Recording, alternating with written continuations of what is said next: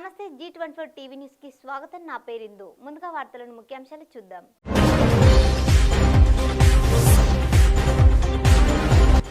పెగాసన్ అంశంపై విపక్షాల ఆందోళన నేపథ్యంలో సభ సోమవారానికి వాయిదా పడింది.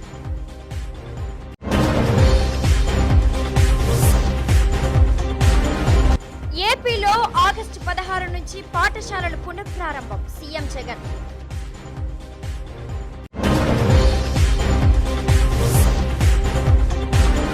ఏరోస్పేస్ రంగంలోకి క్రియాశీల రాష్ట్రంగా తెలంగాణ. మంత్రి KTR.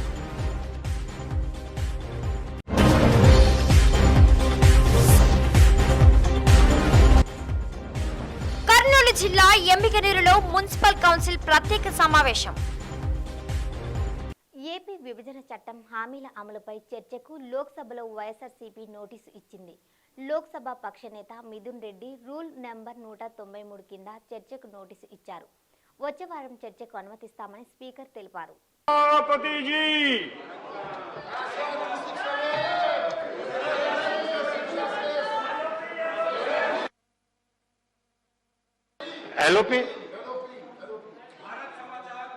Sir, I have given a notice under Rule 267 regarding the House to discuss the recent allegations in the media of the government carrying out spying and online surveillance of several senior politicians, judges of Supreme Court and High Courts, journalists of the Hindu, Indian Express, Hindustan Times, the Wire News Agency, the Mint, TV18, India Today, Economic and Political... Honorable Alupi, the statement has been made already and the discussion has already started. On this statement has already been made.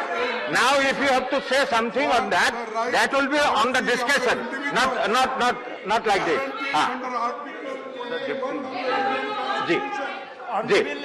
Leader तो ये बात अच्छी तरह senior parliamentarian है. No, I have heard you now, Deputy Alupur. इस मुद्दे पर Deputy हो चुका है. I have heard you already. I have already heard you. और मुझे नहीं लगता कि किस मुद्दे पर डिस्कशन हो चुका हो. ऑनरेबल IT मिनिस्टर रिप्लाई कर चुके हो और किस तरह का व्यवहार विपक्ष के कुछ लोगों ने उनके साथ किया था ये भी देश ने देखा है. No, this unruliness cannot go on. Deputy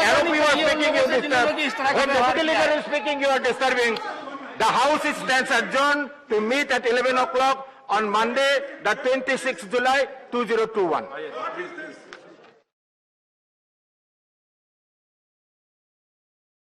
వార్తలోని వివరాల్లోకి వెళ్తే విద్యాశాఖకు సంబంధించిన నాడు నేడు కార్యక్రమంపై ఆంధ్రప్రదేశ్ ముఖ్యమంత్రి వైఎస్ జగన్మోహన్ రెడ్డి తాడేపల్లిలోని క్యాంపు కార్యాలయంలో శుక్రవారం సమీక్ష చేపట్టారు. ఆగస్టు 16 నుంచి పాఠశాలల పునః ప్రారంభం చేయాలని, అప్పుడే మొదటి విడత నాడు నేడు పనులను ప్రజలకు అంకితం చేయాలని సీఎం జగన్ నిర్ణయించారు. మోస్ట్ ఇంపార్టెంట్ థింగ్ కరప్షన్ అనేది ఎక్కడా కూడా లేకుండా చూసుకుంది. This is one thing but I'm seriously telling you. ఇంత మంచి కార్యక్రమం పిల్లల కోసం చేస్తూ ఉన్నాము. Let tell every officer who is handling this from top to bottom including head masters దాకా కూడా let that message be communicated. This is something what we are doing for the society. ఇంత డబ్బులు ఖర్చు పెట్టే ప్రభుత్వం ఇంతకుముందు ఎప్పుడు రాలేదు. ఇంతగా ఆలోచన చేసిన ప్రభుత్వాలు కూడా ఎప్పుడూ లేవు. So it's happening now. So let us not subject this to any controversy. So please make sure that it is done very transparently. Yes. And also zero element of corruption is found here. మాత్రం చాలా అంటే చాలా జాగ్రత్తగా please make sure that you take such precautions. ఈ రెండు important, transparency, corruption లేకుండా ఉంటుంది. Please make sure.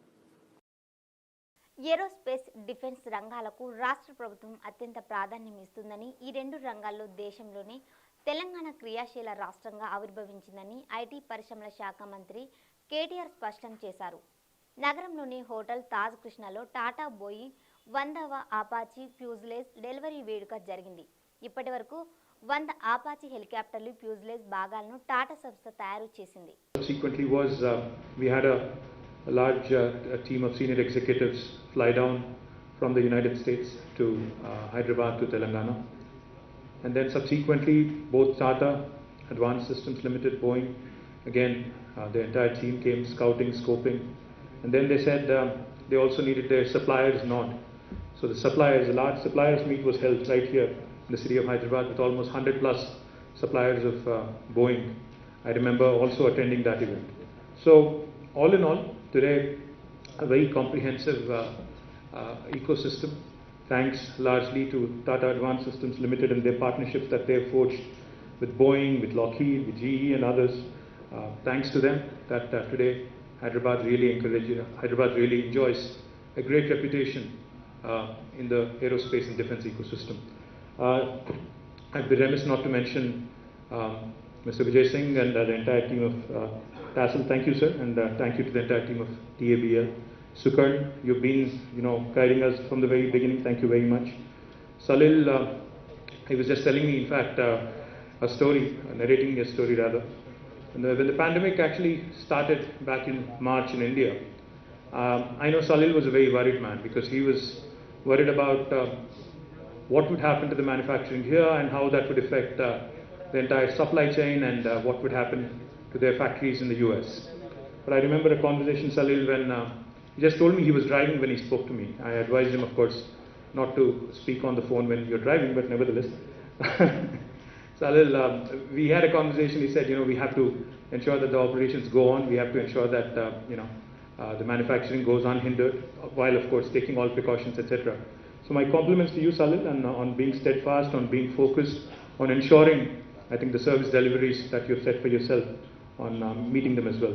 Mr. Banmali Agarwala, and, of course, the entire team of US Embassy here, led by Clark, and Mr. Pallam Raju, who is a dear friend and a former Union Minister, and of course our local friend here, Masood Hussaini, who's always there, telling us what needs to be done and when it needs to be done. Thank you, Masood, for being a great friend also. Just 2 or 3 things I'd like to quickly point out. In fact, the Hyderabad-based aerospace and defense ecosystem has been ranked #1 globally in cost effectiveness by the Financial Times FDI Future Aerospace Cities Rankings 2020. The Ministry of Civil Aviation has also awarded Telangana as the Best State Award for 2020 and 2018 for the state with most progressive outlook towards aerospace sector. This only reinforces Sukarn's point about how Telangana is a fantastic place to invest, especially in this sector. Traditionally, as you all know, Hyderabad has been known as the missile hub of India. Kurnool జిల్లా ఎమ్మిగనూరులో municipal council ప్రత్యేక సమావేశాన్ని chairman doctor Raghu అధ్యక్షతన నిర్వహించారు. సమావేశంలో పనుల సవరణపై సభ్యులకు అధికారులు అవగాహన కల్పించారు. వార్డుల్లో ప్రజలకు సరైన సమాధానం ఇచ్చేందుకు సిద్ధపడాలని, పన్నుల వసూలుకు మీ సహకారం కావాలని కౌన్సిలర్ను అధికారులు కోరారు. కేంద్ర ప్రభుత్వం 15వ ఆర్థిక సంఘం FRBM కింద పలు సూచనలు చేసిందని, దీని ప్రకారమే పన్నుల సవరణ చేస్తామని, మున్సిపాలిటీలో గత 20 ఏళ్లుగా పన్నులు పెంచలేదని అభ్యంతరం తెలిపిన సభ్యులకు అధికారులు నచ్చచెప్పారు. బిల్డింగ్ విలువను 0.15% పన్ను పెరుగుతుందని తెలిపారు. అయితే ఎప్పుడు బడ్జెట్ సమస్యలే అజెండాలో ఉంటున్నాయని కోఆప్షన్ సభ్యురాలు శాంతి ఆగ్రహం వ్యక్తం చేశారు. వర్షాలు వచ్చి ప్రజలు ఇబ్బందులు పడుతుంటే ప్రజా సమస్యలను అజెండాలో ఎందుకు చేర్చడం లేదని అధికారులను నిలదీశారు. ఊహించని పరిణామానికి కంగుతిన్న అధికారులు ఇది ప్రత్యేక సమావేశమని, సాధారణ సమావేశంలో ప్రజా సమస్యలు చేర్చుతామని సమాధానమిచ్చారు. ఈరోజు మనం ప్రత్యేక సమావేశం జరుపుకుంటున్నాం. ప్రత్యేక సమావేశం అంటే ప్రత్యేక అంశాన్ని చర్చించేందుకు మాత్రమే మనము ఈ సమావేశాన్ని ఏర్పాటు చేశాము. మీరు గమనించినట్టయితే ఈ ఎజెండా మీకు 7 దినముల ముందే అందరికీ కూడా సర్క్యులేట్ చేయడం జరిగింది. అంటే ఇందులో వేరే చర్చ ఉండదు, కేవలం ఈ అంశానికి సంబంధించి మాత్రమే మనం చర్చించుకుంటాం.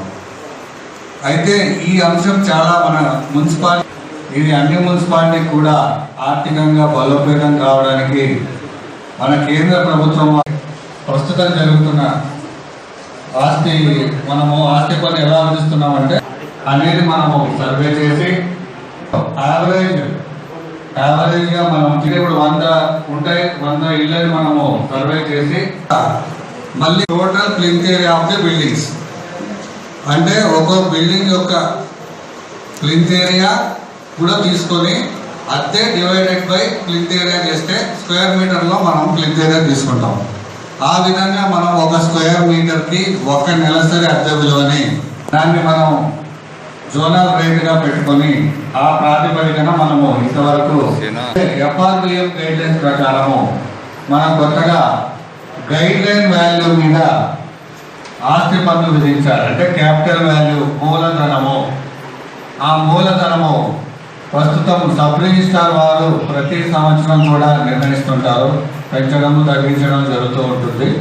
దాని ఆధారంగా దానిపైన మనము ఆస్తి పన్ను విధించాలని చెప్పి కేంద్ర ప్రభుత్వము 15వ ఆర్థిక సంఘం వారు నిర్దేశించిన విధంగా మనకు FRBM గైడ్ లైన్స్ ప్రకారము ఆ విధంగా మీరు సవరించుకోండి అన్నారు.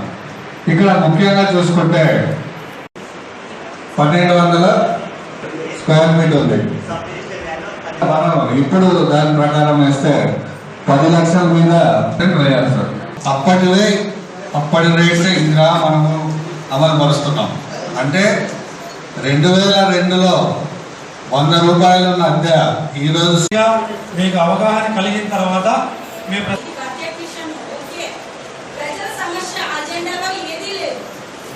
ఇది ప్రత్యేక సమావేశము. మీరు అడిగేటువంటి ఇది ప్రత్యేక సమావేశము. మీకు ఇచ్చినటువంటి అజెండా మీకు పూర్తిగా చదవాలనిపిస్తాను. అయితే ఇది కాదు లాస్ట్ మీటింగ్ మీటింగ్ వచ్చాను నిన్న సార్. అజెండాలో కూడా ప్రజా సమస్యలు ఏం లేవు సార్. అంత శానిటరీ ఇదే ఉంది. అసలు రోడ్లు పాడయి ప్రజలు ఎంత ఇబ్బంది పడుతున్నారు దాని గురించి ఆలోచించండి. అయిన తర్వాత దానికి సంబంధించిన వివరణ ఇస్తామా. కృష్ణా జిల్లా గంపలగూడెం మండలం వినగడప కట్టలేరు బ్రిడ్జిని వెంటనే నిర్మాణ పనులు చేపట్టాలని తెలుగుదేశం పార్టీ ఆధ్వర్యంలో ఆందోళన. 2018వ సంవత్సరంలో ఆగస్టులో తుఫాను కారణంగా బ్రిడ్జి పూర్తిగా కొట్టుకుపోయింది. ఆనాటి తెలుగుదేశం పార్టీ అధికారంలో ఉంది. ఆనాడు ఈ బ్రిడ్జి నిర్మాణం కొరకు 15 కోట్లతో అప్పటి ప్రభుత్వం ఆమోదించింది. అప్పుడు కూడా వర్షాలు రావటం వల్ల ఈ వాగు పొంగి పొర్లినప్పుడు తెలుగుదేశం ప్రభుత్వం అప్పుడు అధికారంలో ఉన్నప్పుడు ఇక్కడ అవసరతను గ్రహించి మెయిన్ బ్రిడ్జికి 15 కోట్లు శాంక్షన్ చేసి అలానే అప్రోచ్ రోడ్డుకు కూడా, ఎందుకంటే ముందు అప్రోచ్ రోడ్డు కడితే రాకపోకలకి ఇబ్బంది కలగదు అన్న ఆలోచనతో దానికి కూడా 1.5 కోటి పెట్టి బడ్జెట్ అప్రూవ్ చేయడం జరిగింది. కానీ అనుకోని కారణాల వల్ల ఎలక్షన్ కోడ్ వచ్చి దాన్ని మనం ముందు తీసుకువెళ్ళలేకపోయాము. కానీ ఈ ప్రభుత్వం వైసీపీ ప్రభుత్వం వచ్చిన తర్వాత 2.5 సంవత్సరాలు అవుతుంది. ఆ ప్రాజెక్టు కూడా అప్రూవ్ అయ్యింది. దాన్ని ఏమాత్రం గమనించకుండా, ఇక్కడ ప్రజా అవసరాలు ఉన్నాయన్నది కూడా ఆలోచించకుండా అన్ని దుబారా ఖర్చులతోటి ఏదైతే ప్రజలకు అవసరం అవుతుందో వాటిని ఈ ప్రభుత్వం చేయకుండా అన్ని దుబారా ఖర్చులతోటి 2.5 సంవత్సరాలతో కాలయాపన చేశారు. దానివల్లనే ఈ ఫలితము.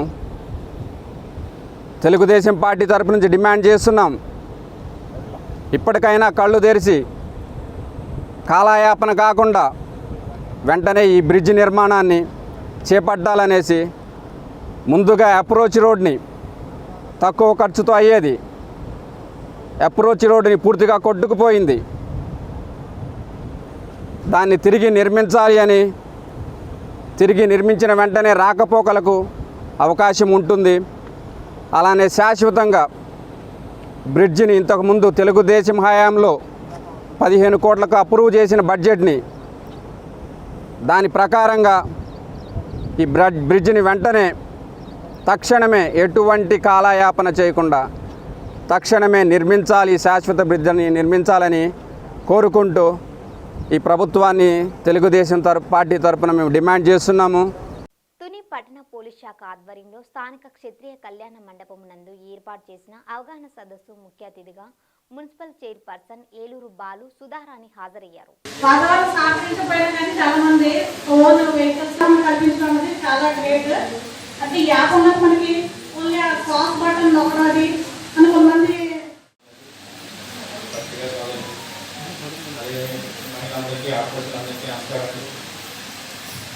ఈ కార్యక్రమాన్ని మన సీఎం గారు ఎంతో ప్రతిష్టాత్మకంగా తీసుకుని నిర్వహిస్తున్న కార్యక్రమాన్ని ఇక్కడ మన గవర్నమెంట్ వచ్చిన తర్వాత సీఎం గారు జగన్ గారు అయిన తర్వాత ప్రతి ఆడపడుచు రాష్ట్రంలో సుఖంగా శాంతి భద్రతను ఎక్కడికి వెళ్ళినా కానీ మేము సేఫ్ సెక్యూర్గా ఫీల్ అవ్వాలని చెప్పేసి అనేక జాగ్రత్తలు తీసుకురావడం జరిగింది.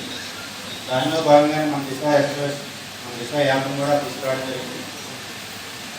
యాక్చువల్లీ ఇప్పుడు ఎందుకు ఇంటెన్స్కి ఎక్కువ ఉచితంగా ఈ యాప్ని ఇన్స్టాల్ చేస్తున్నామంటే అది ఇప్పుడు యాప్ అనేది ఎక్కువ దిశా చట్టం వచ్చినప్పుడే యాప్ వచ్చింది. దిశా చట్టం కూడా మన సీఎం గారు ఎంతో ముందు చూపుతో కూడా పక్క రాష్ట్రంలో ఒక ఇన్సిడెంట్ జరిగితే అటువంటి ఇన్సిడెంట్ మన రాష్ట్రంలో జరగకూడదు అని చెప్పేసి కొంచెం ముందు చూపుతో ఒక అన్నిలా ఆలోచించి దిశా చట్టాన్ని తీసుకురావడం జరిగింది. దిశా చట్టంలో భాగంగా అప్పుడున్న పాత చట్టాలకు అనుగుణంగానే అంటే ఎవరన్నా నేరం చేయాలంటే భయపడే విధంగా ఆ చట్టంలో చాలా. వరికుంటపాడు మండలం గణేశ్వరాపురంలో వర్షాల కారణంగా దెబ్బతిన్న వేరుశెనగ పంటలను ఏఈఓ శివజ్యోతి పరిశీలించారు. జరిగిన పంట నష్టాన్ని అంచనా వేసి రైతులకు పరిహారం అందేలా కృషి చేస్తానని ఆమె చెప్పారు. 3 రోజులుగా కురుస్తున్న వర్షాలకు దెబ్బతిన్న వేరుశెనగ పంటను ఏఈఓ శివజ్యోతి పరిశీలించారు.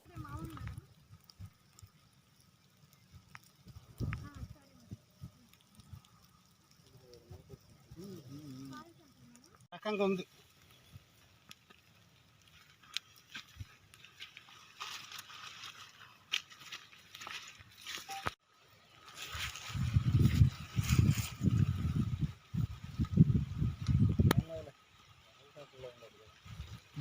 మరి 50,000 కట్టి ఖర్చు. గ్రామంలో తడిసిపోయిన వేరుశెనగ పంటను పరిశీలించడం జరిగింది. దగ్గర ఒక 10-15 ఎకరాల దాకా అంతా పీకేసి పంట పొలంలో వేసున్నారు. అంతా తడిసిపోయింది, మొలకలు కూడా వచ్చేస్తున్నాయి. మా అగ్రికల్చర్ అసిస్టెంట్ని పంపించడం జరిగింది. మేము కూడా పరిశీలించాము. వీలైనంత త్వరగా ఎంత నష్టపోయిందనేసి అంచనా వేసి వాళ్ళకి వీలైనంత త్వరగా డబ్బులు అందేలా ట్రై చేస్తాము. గణేశ్వరపురం 9 ఎకరాలు వేరుశెనగ వేసుందా 4 రోజుల నుంచి ఒకటే వర్షము పీక్ పెట్టున్నాము. నష్టము అనేది 3.5 లక్షల దాకా వచ్చింది. ఇంకా ఈ వర్షాలకు ఏదన్నా ప్రభుత్వం తరఫున ఏదన్నా పెట్టుబడి ఏదన్నా ఇస్తారని. నెల్లూరు జిల్లా కొండాపురం మండలం గరిమేనపేంట పంచాయతీ ఎర్రబొట్లపల్లి గ్రామం అభివృద్ధికి నోచుకొని వైనం.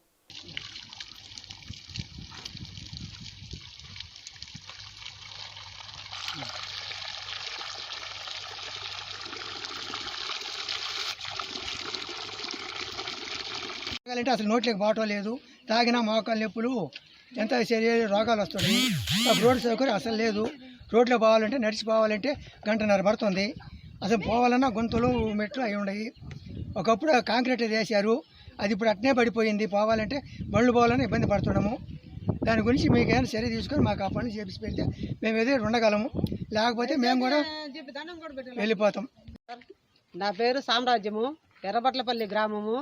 దయచేసి మాకు రోడ్లు సౌకర్యం అనేది లేదు. ఒక రోడ్డు వసతి లేకుండా ఇబ్బంది పడుతున్నాము. నీళ్ళ సమస్యలు చాలా తేడాగా ఉన్నాయి. చిల్ల చెట్లు ఏర్లు అనేటివి పడి ఆ నీళ్లు తాగిన దాని వల్ల మాకు మోకాలు నొప్పులు వస్తున్నాయి, కిడ్నీలు పోతున్నాయి. హాస్పిటల్కి అనేది బయటికి పోవాలంటే మాత్రము 25 కిలోమీటర్లు కానీ 15 కిలోమీటర్లు కానీ పోతే నేను ఆ హాస్పిటల్కి పోయాక మధ్యలో మనిషికి అనేది చాలా ప్రాబ్లం వస్తుంది. దయచేసి ఇది ఒకరు కొంచెం చూసి గమనించి మాకు ఇబ్బందులు అనేది కలగకుండా చూడమని కోరుతున్నాను సార్. ప్రస్తుతం విలేతాండవం చేస్తున్న కరోనా మహమ్మారిని సమర్థంగా ఎదుర్కోవాలంటే మన ఇంటితో పాటు మనం నివసిస్తున్న పరిసర ప్రాంతాలను కూడా పరిశుభ్రంగా ఉంచుకోవాలని కలిగిరి సర్కిల్ ఇన్స్పెక్టర్ సాంబశివరావు పేర్కొన్నారు. పేరు జి శ్రీనివాసరావు, వరికొండపాడు సబ్ ఇన్స్పెక్టర్ని. ఈ వాహనదారులకు చిన్న మనవి, మన వరికొండపాడు మండల పరిధిలో హైవే ఉంది. హైవేలో ప్రయాణించున్నటువంటి వాహనదారులకు వరికొండ పోలీస్ తరఫున చిన్న మనవి ఏమిటంటే ఈ హైవేలో వెళుతున్న ఈ వాహనదారులు ప్రతి వాళ్ళు కంపల్సరిగా హెల్మెట్ ధరించవలసిందిగా కోరుతున్నాము. మరియు కోవిడ్ నిబంధనల ప్రకారం కోవిడ్ బాగా మరలా ఎక్కువ కోవిడ్ వ్యాధి విజృంభిస్తుంది కనుక ప్రతి వాళ్ళు కూడా మాస్కులు ధరించాలి. ఈ రోడ్డు పక్కన చిల్ల చెట్లు ఎక్కువగా పెరగటం వల్ల కొద్ది ఇబ్బందిగా ఉంది. అప్పటికి వరికుంటపాడు పోలీసు తరఫున కొన్ని చెట్లు కూడా తొలగించి వాహనదారులకు ఇబ్బంది లేకుండా చేయడం జరిగింది.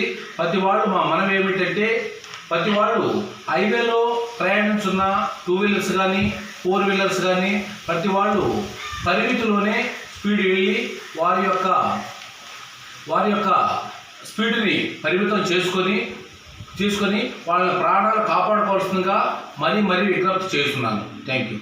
నెల్లూరు జిల్లా ఉదయగిరి నియోజకవర్గం వరికుంటపాడు బస్టాండ్ సెంటర్లో ఎస్ఐ జి శ్రీనివాసరావు తన సిబ్బందితో కలిసి వాహనాల తనిఖీలు నిర్వహించారు. అనంతరం ఎస్ఐ మీడియాతో మాట్లాడుతూ వరికుంటపాడులో నేషనల్ హైవే డివైడర్ వద్ద ఏపుగా పెరిగిన చెట్లను వాహనదారులకు ప్రయాణికులకు ఇబ్బంది కలుగుతుండటంతో వాటిని తొలగించామన్నారు. ముందుకు వచ్చిన ట్రాఫిక్ అంతరాయం ఉన్నాయని కూడా రిమూవ్ చేస్తా ఉన్నారు. సో ఇక్కడ వరకు మొత్తం తీసేసుకోవాలి. ప్రతి షాప్ కూడా డ్రైనేజ్ కనుక ఉన్నాయి మ్యాక్సిమం ఆల్మోస్ట్ ఈ ఏరియాలో. అవతల డ్రైనేజ్కి ముందుకు బాగా చాలా ముందుకు వచ్చేసారు. సో పంచాయతీ సెక్రటరీ గారి ఆధ్వర్యంలో అందరూ కూడా స్వతహాగానే ముందుకు వచ్చి చాలా మంది they're feeling very happy. So ఒకళ్ళు ముందుకు వచ్చామని ఇంకోళ్ళు ముందుకు వచ్చాము సార్ అంతే తప్ప మాకు ఉపయోగం ఏం లేదండి దీనివల్ల. దీన్ని చూసి బయట పుష్ కార్డ్స్ వాళ్ళందరూ కూడా వచ్చి దానికి మా షాపులకు అడ్డంగా అన్నారు. కొన్ని చెట్లు కూడా బాగా అడ్డుంటే అవి కూడా నిర్మాణాలను తొలగించడం అనేది జరిగింది. సో మీరు స్వతహాగా మీరు కోఆపరేట్ చేస్తే ఆల్రెడీ జేసీబీ అదేవిధంగా ట్రాక్టర్స్ కూడా రెడీగా ఉన్నాయి. సో ఇలాంటి బోర్డులు ఇలాంటివి ఉన్నాయంటే మళ్ళీ పెట్టుకోవచ్చు.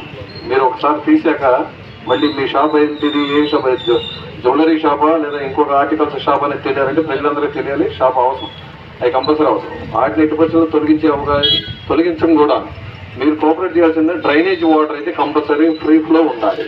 లేదా దానివల్లే మస్కిటోస్ కూడా ఉద్భవించేది దానివల్ల జరుగుతాయి, లేదా దానివల్ల రోగాలు వస్తూ ఉంటాయి. సో అందువల్ల మీరు అందరూ కూడా కొద్దిగా కోఆపరేట్ చేసి ఆల్రెడీ డ్రైన్ ఉంది, డ్రైన్ పైన కట్టారు చూసారా, అంతవరకు క్లీన్ చేసే అవకాశాన్ని కలిగించాలి. సో పర్మనెంట్ కన్స్ట్రక్షన్ ఉంది అంటే దాని జోలికైతే రారు. ముందు ఏదైతే కట్టుకొని ఉన్నారో దానిపైన నిర్మాణం చేస్తున్నారో సిమెంట్ గోడలు కానీ అలాంటి ఏది పగలగొట్టకపోతే రోగాలు. మీ ఇల్లు శుభ్రంగా ఉంటుంది, మన ఇల్లు శుభ్రంగా ఉంటాం కావచ్చు, మన పరిసరాలు కూడా శుభ్రంగా ఉండాలి. ఇక్కడ ఏంటంటే పరిసరాల శుభ్రత లోపించి నలుగురికి చెందింది ఏ ఒక్కరికి చెందదనే మాదిరిగా తయారైపోయి సో చాలా మంది కొద్దిగా పర్మనెంట్గా కూడా కట్టుకున్నారు. వాళ్ళు కూడా స్వతహాగా వచ్చి వాళ్ళు తీసేపించుకున్నారు. సో ఇప్పుడు మనకి ప్రొక్లైనర్ ఉంది, అదేవిధంగా 2 ట్రాక్టర్స్ ఉన్నాయి. మాకు కొద్దిగా ముందుకు వచ్చాక ఏమడిగారంటే ఒక 2 days వర్క్ 2 days టైం ఏంటి సార్ మేము క్లియర్ చేసుకుంటామని చెప్పారు. సో ప్రతి మనిషి ప్రొక్లైనర్ తెచ్చి వర్క్ చేయించుకోలేరు కాబట్టి పంచాయతీ వారు అయితే క్లీన్ చేపిస్తూ ఉన్నారు. మీరందరూ కూడా సాటర్డే ఈవినింగ్ వరకు వాళ్ళు టైం అడిగారు. సాటర్డే ఆఫ్టర్ 10 వర్క్ స్టార్ట్ చేసుకోవడానికి పంచాయతీ సెక్రటరీ గారికి పర్మిషన్ అడిగారు. సో అదేవిధంగా పర్మిషన్ ఇవ్వడం అనేది జరిగింది. సో మీకు కూడా అదే టైంలో స్టార్ట్ చేయమంటే చిన్నవి ఉన్నాయి చూసారా, అలాంటి మాత్రం తీసేసుకుంటే క్లీన్ చేసి పెడతారు. సో ఇదందరూ మనందరూ మంచి కోసం పంచాయతీ సెక్రటరీ గారు తీసుకున్న నిర్ణయం కాబట్టి మనందరం కూడా సహకరించాల్సిన అవసరం ఉంటుంది. ఓకే. మంచిర్యాల జిల్లా కొట్టపల్లి మండలం పరిసర ప్రాంతాలైన ఎర్రాయిపేట, కొల్లూరు, దేవులవాడ, రాంపూర్, అర్జునగుంట పరిసర ప్రాంతాల్లో ప్రాణహిత ఉద్రిక్తతో పాటు పంట పొలాలు నీట మునిగాయి. ఏ కథలే నువ్వు చేసే కథలు ఎట్లుంటాయి, ఇంట్లో భరించలేకనే అటు ఫీల్డ్ అనేది కొద్దిగా సార్. ఎమ్మెల్యే బాల్క సుమన్ గారు చెన్నూరు నియోజకవర్గం దేవులవాడ శివాలో చూసుకున్నట్టయితే 3 రోజులు వస్తుంది ఎడతెరిపి లేకుండా కురుస్తున్న వర్షాలకు మొత్తం ప్రాణహిత, గోదావరి 3 త్రివేణి సంఘం 3 నదులు కలిసి ఇటుకెళ్ళి చేళ్ల పైన కలిసి సార్. అది కాళేశ్వరము ఇక ఇక్కడికి వెళ్ళిపోతే ఇవన్నీ దేవులవాడ పంట పొలాలు సార్. 500 ఎకరాల వరకు మొత్తం మునిగిపోయినాయి సార్. అన్ని ప్యాక్ అయినాయి, ఏం లేదు. నెల రోజులు అవుతుంది. చెట్లు పెట్టి చెట్లకు ఒకటి ఇస్తేనే సార్. ఈ వాటర్లో మునిగేది గంగ కాదు, చేను. ఇవన్నీ మా చేనులు సార్, మా ఊళ్ళో ఉన్న చేనులన్నీ ఊరు దగ్గరికి పోయింది. ఇప్పుడు మేము వచ్చినప్పుడు ఇక్కడికి ఉండే, ఇప్పుడు ఇక్కడి వరకు అయినాయి నీళ్ళు. తెల్లార వరకు ఇట్లా వస్తే ఊరు మొత్తం మునిగే ప్రమాదం ఉంది.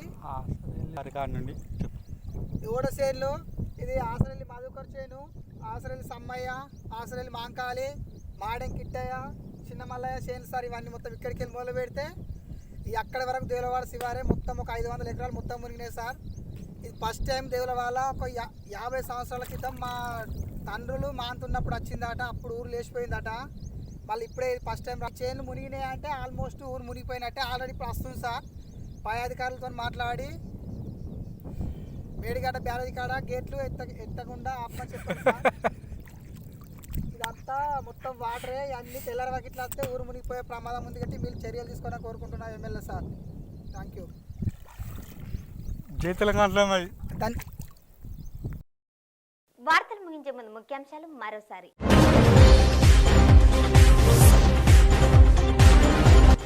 పెగాసన్ అంశంపై విపక్షాల ఆందోళన నేపథ్యంలో సభ సోమవారానికి వాయిదా పడింది.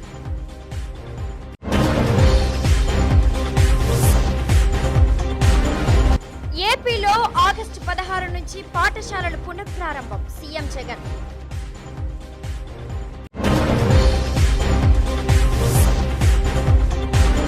ఏరోస్పేస్ రంగంలోకి క్రియాశీల రాష్ట్రంగా తెలంగాణ మంత్రి కేటీఆర్.